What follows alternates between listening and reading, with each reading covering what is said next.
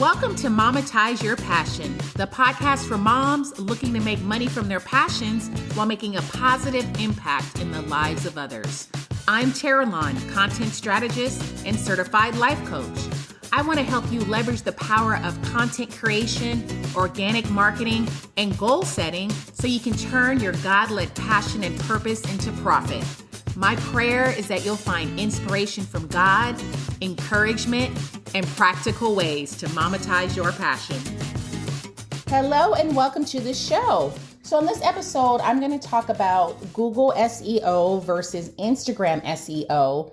And I'm going to be deferring to the conversation that the head of Instagram had, Mosseri, with Brock Johnson of the podcast Build Your Tribe. So I will link the interview in the show notes. So I have 5 takeaways from that interview. It was very interesting. I've been on Instagram lately. I'm not sure if you follow me. If you don't, you should follow me at Tinseltown Mom. So I've rebranded my Instagram as of a couple of months ago. So I'm just still trying to figure out the platform and what works, what doesn't work. And I've been listening to Mosseri on Instagram. He hosts live question and answers, I think on Fridays. Anywho, his interview was very interesting. It was very telling. And I have some takeaways from that. If you are a business owner and you create content to draw people to your business, this episode is going to put some things into perspective. So I have 5 key takeaways from that conversation he had. The first one is evergreen content. So if you are a content creator, as I mentioned, and you're trying to bring people to your business so you can sell something to them, then Google SEO far outweighs Instagram SEO. I've mentioned several times before that I have created blogs from 5+ years ago that are still ranking on the first pages of Google.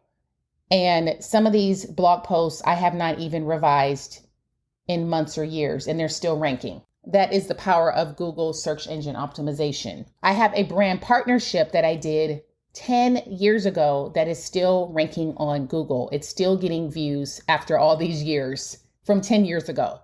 That cannot happen on Instagram. Well, it doesn't happen on Instagram. So if you're trying to create evergreen content where your ideal customer can find you months and years later, hands down, Google is where it's at because you can get found on Google again, as I mentioned, 10 years later. In fact, when you post something on Instagram, the momentum dies down after 24 to 48 hours. So you post something, then you move on to the next post the next day.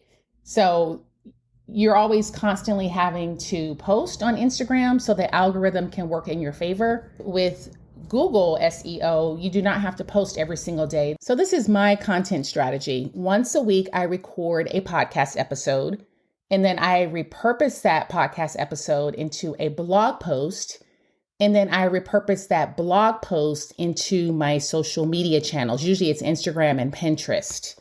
So that is my strategy. And I don't have to post every day on Instagram. As I mentioned, I'm doing an experiment really on Instagram just to see what's working and what's not working. So I've been posting there on a regular basis just to kind of get a sense of the algorithm. So in my opinion, it still doesn't compare to Google SEO. You can be found on Google for years to come versus Instagram where it's very short-lived. So just take that into consideration as a business owner when you are producing content and you want people to find you based off of that content. My second takeaway from Mosseri's interview is search intent. So when someone is searching on Google, they usually have a problem that they want to solve. Whether it's how do you stop toddler tantrums or what is the best food to eat after 8 p.m. or whatever you're looking for, you go to Google and you search for it. When you're searching on Instagram in the Instagram search bar, if you type in those things, for the most part, it's still not going to show up. If you're looking for what foods do I eat after 8 p.m. on Instagram, you're not going to find what you're looking for. So if you are trying to target your ideal customer with content and you want them to find you, it's easier for them to find you when they're searching for you on Google versus Instagram. If you have a platform like a blog, a podcast, or a YouTube channel, then you most likely will show up in the Google search results.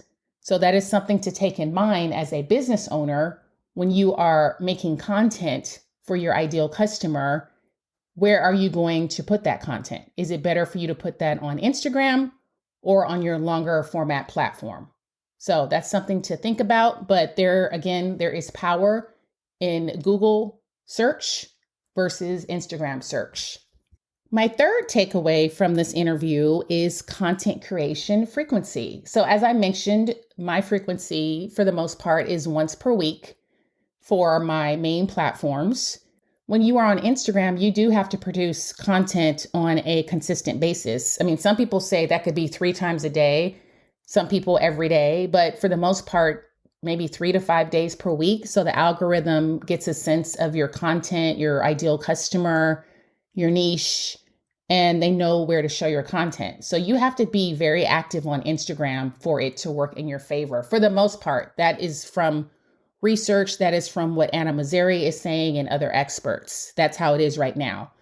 But he did mention that every day there's little tweaks to the algorithm. So again, this is as of 2025, this interview. So again, things can change. They could change in 2 months. But as of right now, we're April 2025, because this is a recent recording.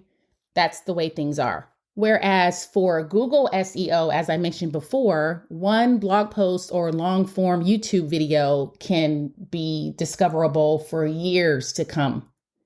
That is a big deal when you're talking about trying to draw your ideal customer to you. You're trying to make content to bring people to your business. So that is something that Google definitely has the upper hand in.